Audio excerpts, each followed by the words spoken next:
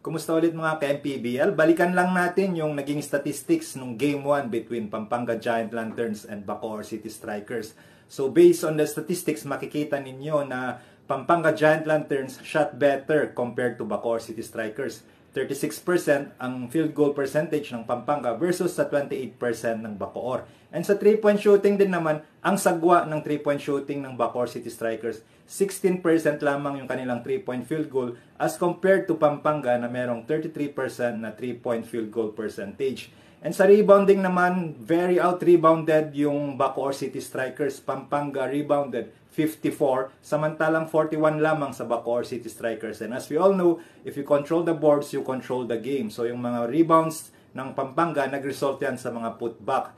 And even sa assist, mas marami rin ang assist ng Pampanga. Pampanga dish out 19 assists, samantalang ang Bacoor ay 10 assists lamang. And sa turnover,